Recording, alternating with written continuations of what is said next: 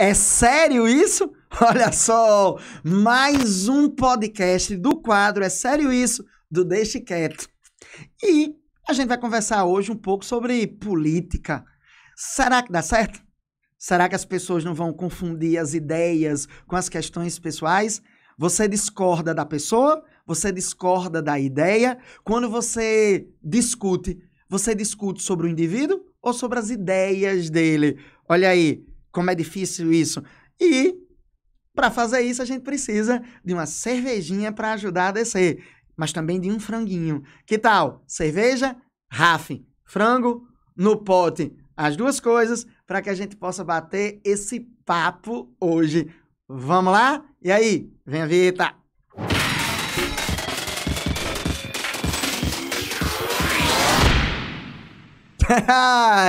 Olha só, a gente não estuda história do Brasil, vocês sabiam disso?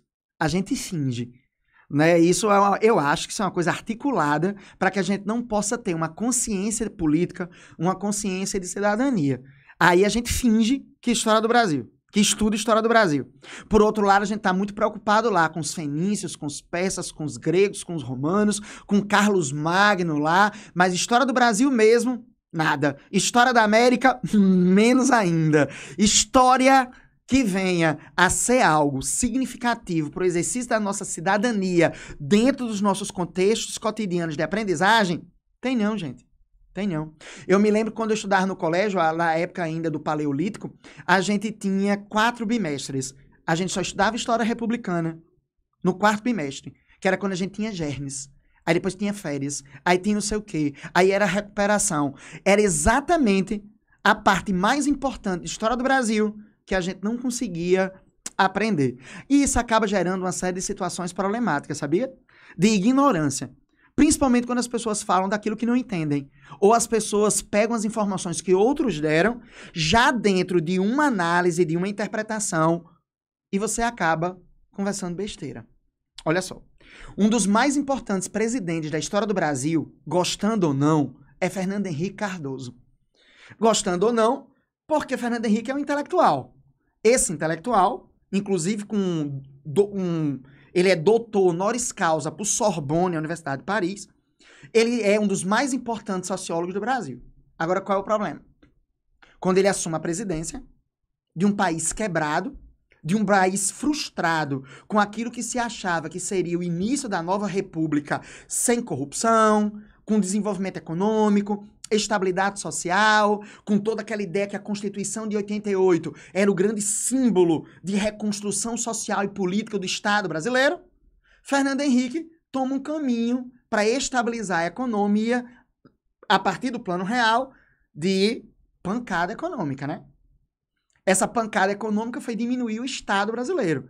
Fernando Henrique toma todas as medidas neoliberais do mundo, vendendo, por exemplo, as empresas estatais. Com esse dinheiro, ele usa para estabelecer um equilíbrio econômico, indexando o dólar ao real.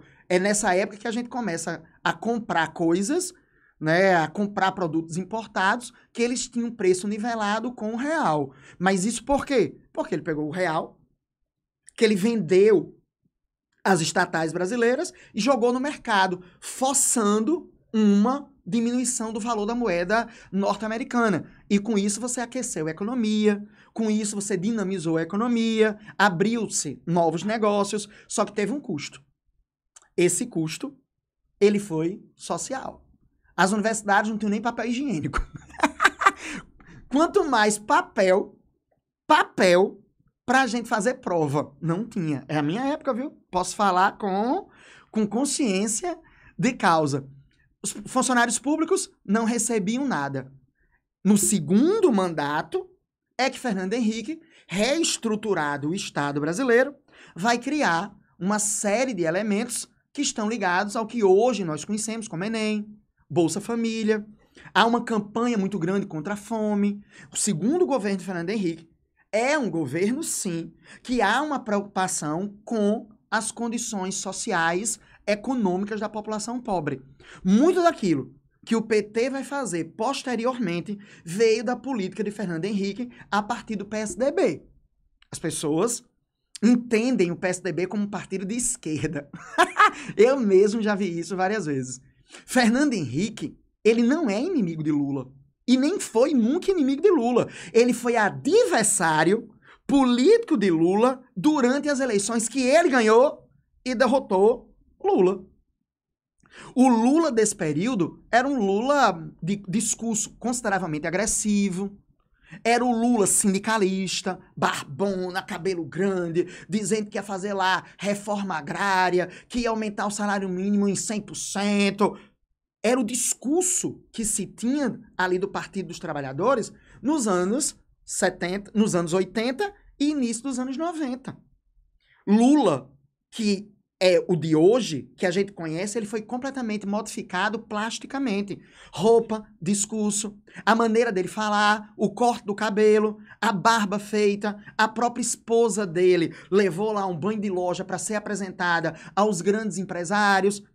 Fernando Henrique era a opção daquele momento da direita, porque Fernando Henrique tinha uma aparência, tinha um discurso, ele tinha um diálogo com os empresários internacionais, ele tinha um diálogo com o FMI.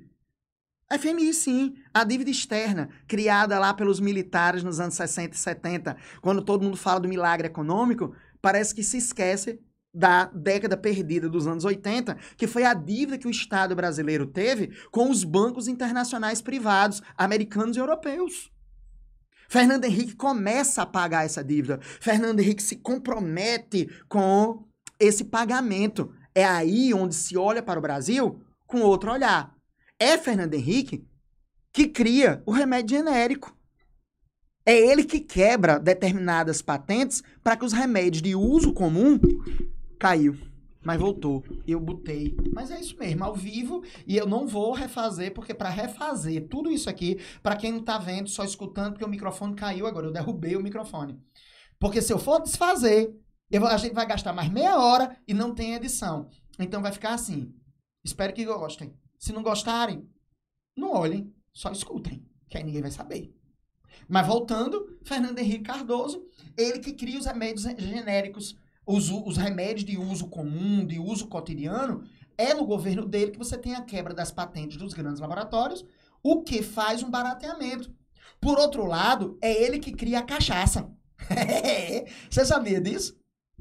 Cachaça é toda aguardente de cana que tem até 38% de teor alcoólico. Acima disso, é apenas aguardente de cana. Sabe por quê? Porque os japoneses queriam patentear o nome cachaça. Fernando Henrique mete os peitos contra os japoneses para que a gente mantenha essa questão. A mesma coisa os alemães queriam fazer com cupuaçu. Tu acha? Os alemães queriam patentear o nome cupuaçu. E aí houve uma série de outros problemas. O Brasil acaba processando na OEA, inclusive os Estados Unidos, por causa de vantagens que os americanos dão ao camarão, ao carvão, ao ferro. E tudo isso, enfim, é o governo de Fernando Henrique. Tem que se perceber isso também. Tem que se observar isso. É o governo de Fernando Henrique que prepara o Brasil para que o PT assumisse dentro de uma estabilidade econômica, dentro de uma série de encaminhamentos de infraestrutura, inclusive ligados a esses programas sociais. Agora, o primeiro governo de Fernando Henrique foi o pão que o diabo amassou que a gente comeu. Desde os anos 70, Fernando Henrique tem aproximação com Lula, pelo fato de Lula ser um sindicalista, pelo fato dele ser a grande imagem do Partido dos Trabalhadores, porque Lula é a grande imagem.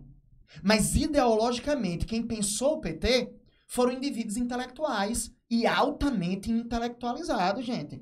O Partido dos Trabalhadores, ele não é apenas o maior partido de esquerda da América, do continente americano inteiro, mas o Partido dos Trabalhadores é o primeiro partido de esquerda a se efetivar no poder. O Partido dos Trabalhadores, ele é o primeiro partido de esquerda a se consolidar no Brasil desde 1935, quando Vargas fechou a Aliança Nacional Libertadora. Temos que entender, temos que compreender a história política moderna brasileira. Entre esses elementos, a formação do PSDB, a formação do PT. E quem são esses personagens que estão muito em voga agora? Fernando Henrique, mais uma vez, não é inimigo de Lula, nem nunca foi. Ele foi um adversário político. Nós temos imagens, nós temos fotografias, nós temos diálogos de Fernando Henrique e Lula nos anos 70, nos anos 80, no início dos anos 90. Politicamente, eles vão ter suas divergências como governar. Então, hoje, não é estranho que Fernando Henrique se apoie, que Fernando Henrique observe o governo Lula. E aí a gente entra em uma perspectiva de dicotomia política muito interessante. Porque ambos os presidentes que estão candidatos, os candidatos que estão pleiteando, né, a presidência da República, têm situações muito adversas. Enquanto um está envolvido em escândalos de corrupção que vão abalar as estruturas da República e criar uma frustração, aí você diz assim, como assim criar uma frustração? Ora, se eu tenho uma plataforma política que durante décadas eu defendi a não corrupção, que durante décadas eu disse que eu iria melhorar a economia de um país, que eu iria estabilizar as relações sociais, e quando eu termino o governo com uma série de situações que mostram o contrário, mesmo que não tenham sido provadas, mas eu acho que o bom senso determina que, no mínimo, alguma coisa muito barra pesada aconteceu. Por outro lado, nós temos alguém que nasce exatamente desses medos, que nasce dessas frustrações, alguém que é extremamente agressivo no discurso, até no uso das palavras, alguém que usa articuladamente as redes sociais como mecanismo, como ferramenta de poder. Esse indivíduo, que não significa dizer que não haja escândalos de corrupção, claro que tem. Não existe governo sem corrupção. Não existe um governo que você ache que não tenha uma relação de retirar do Estado em benefício próprio. Claro, é por isso que nós precisamos de uma oposição.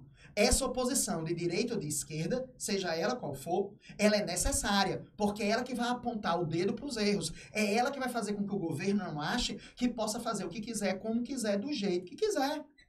Raciocine, pense nesse aspecto. Só que esse indivíduo, ele é criticado por Fernando Henrique dentro de uma perspectiva muito lógica, que é a ameaça à estabilidade das instituições que garantem a República.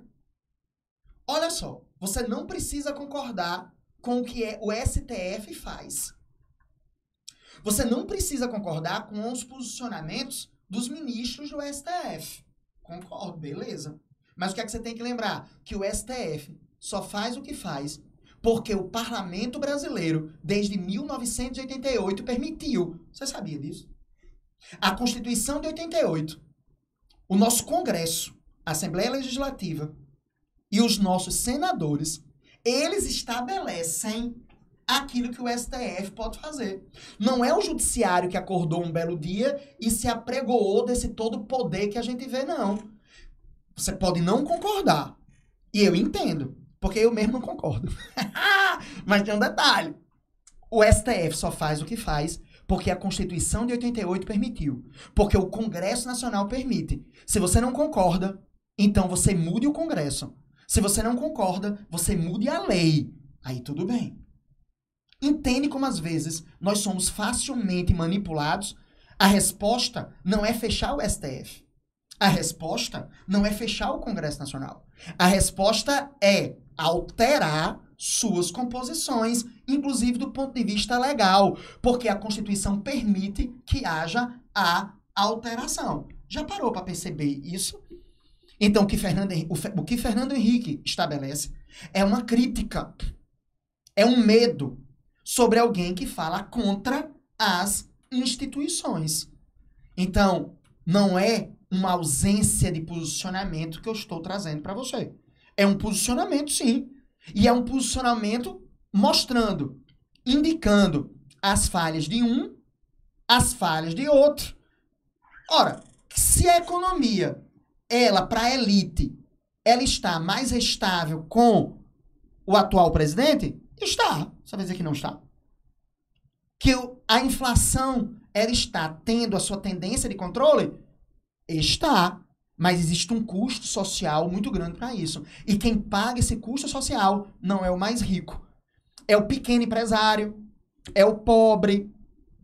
Quando andamos pela nossa cidade, quando andamos pelo nosso país, cada vez mais observamos mendigos, pessoas pobres que estão pedindo esmola e comida nos canteiros. Não se pede mais dinheiro, se pede comida. Claro, essa crise econômica veio de quê?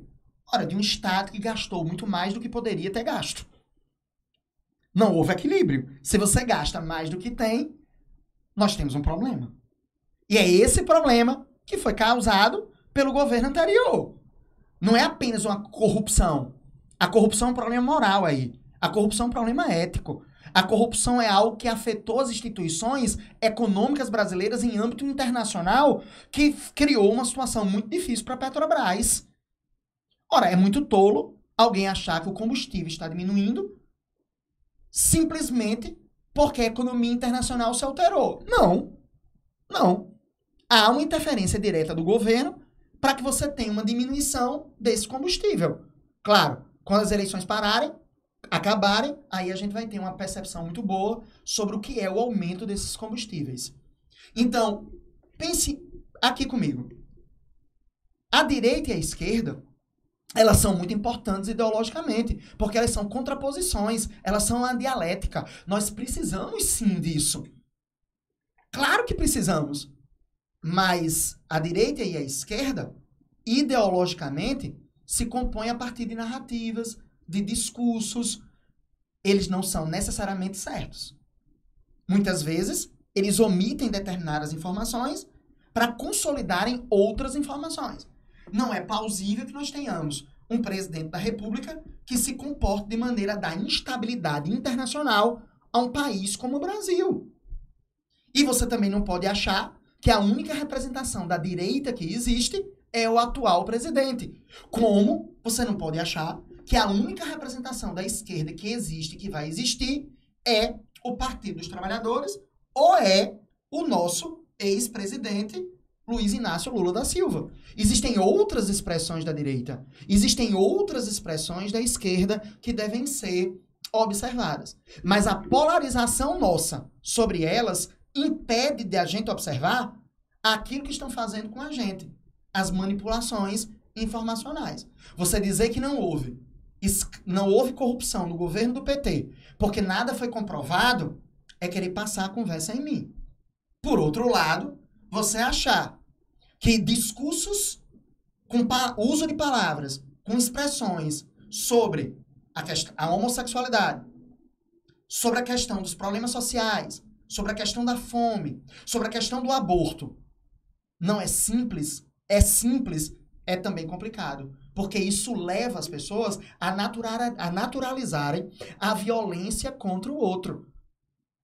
Nós não temos apenas um indivíduo, nós temos um presidente.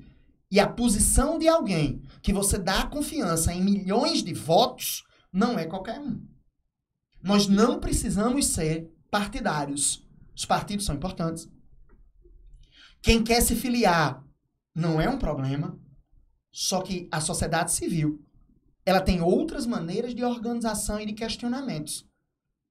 É mais importante quem está lá fazer aquilo que é pago para fazer. É mais importante quem está lá executar aquilo que disse que ia fazer. E o nosso papel aqui é cobrar que isso aconteça. Se quem está lá é homem ou mulher, branco ou preto, rico ou pobre, alfabetizado ou analfabeto, se você está no cargo, se você está na função, você é obrigado a fazer. E nós seríamos obrigados a cobrar que isso fosse feito. Quer ver uma coisa? Você sabe quem são os vereadores e deputados estaduais e federais que você votou? Se você sabe quem são eles, você cobrou, você entrou no site da transparência, ou você entrou nos sites das câmaras dos vereadores, deputados, no legislativo, para saber quais foram os projetos aprovados, quantas vezes esse indivíduo faltou, quantas horas esse cara trabalhou? Você sabe o que foi que ele fez? Você sabe o que foi que ele questionou? Você sabe qual foi a postura dele lá na Assembleia? Engraçado. Vamos pra rua, questionamos, gritamos, batemos panelas, chamamos os outros de ladrão. Mas você confere o voto? Porque quem tem o poder é você que votou.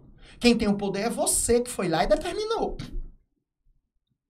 É você que cobra. Você cobra? Você sabe quais são as medidas que foram tomadas por esses indivíduos nos nossos bairros, nas nossas cidades, nas nossas regiões? Esse é o papel do cidadão. Não é necessariamente querer trocar a tapa no meio da rua em verde, amarelo ou vermelho. Entre um partido ou outro. Mas é a sua posição de cobrança, é sua posição de cidadania. Seja ele qual for, ou Lula ou Bolsonaro, eles têm a obrigação de executar aquilo que eles são pagos para fazer. Daí a contradição. Você vota num governador de esquerda, mas o Congresso você vota de direita. Você é o presidente, você vota de direita. Olha como é contraditório. Você estabelece no Rio Grande do Norte uma governadora de esquerda, mas você votou no presidente de direita. Você votou em parlamentares de direita. Como diabo essa governadora, ela pode governar se ela tem um congresso, se ela tem um parlamento que ideologicamente bate nela? Olha como a gente é contraditório. A mesma coisa acontece para aqueles que votaram em Bolsonaro, de direita, mas votaram em candidatos da esquerda para o Senado, para a Câmara de Deputados. Não existe coerência. Sabe por quê? Porque a gente não estuda história do Brasil. Sabe por que não tem coerência? Porque nós não sabemos os nossos posicionamentos. Sabe por que não tem coerência? Porque nós, indivíduos, cidadãos, não sabemos nos posicionar. E em vez de cobrar a quem está lá para executar aquilo que ele disse que ia fazer, a gente está se matando no meio da rua. É sério isso?